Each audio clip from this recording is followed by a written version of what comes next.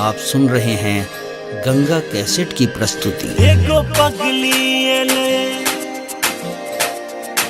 सपना में हमर,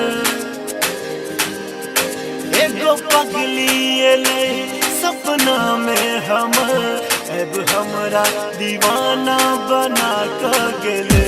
रूप चन्ना सगोर हिया बस लइयो मोर, रूप चन्ना सगोर हिया बस लइयो मोर, मस्त नैना सागर पिया क गेले। एगो पगली एले सपना में हमर, अब हमरा दीवाना बना क गेले। एगो पगली एले सपना में हमर, अब हमरा दीवाना बना क गेले।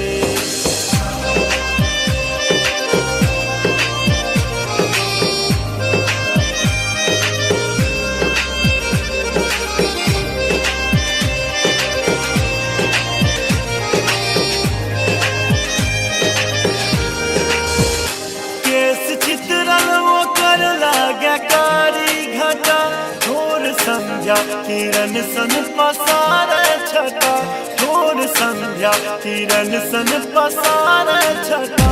आँख लागे जेना चमकैत तारा, आँख लागे जेना चमकैत तारा, तीर दिल पर चला क घबा क गेले।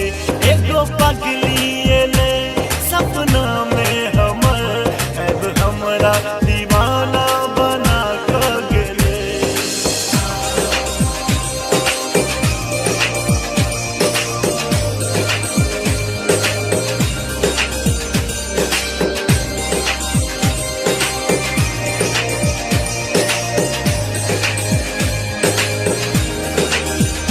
राधे तक ने फिरे अछि ओकर पता, करू कोन जतन जे भेटत बेवफा, करू कोन जतन जे भेटत बेवफा।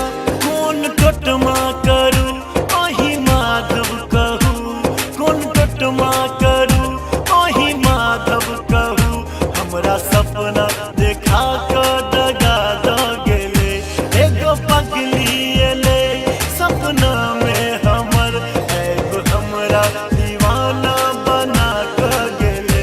एगो पगली एले सपना में हमर, अब हमरा दीवाना बना क गेले। रूप चन्ना सगोर हिया बस लइयो मोर, रूप चन्ना सगोर हिया बस लइयो मोर, मस्त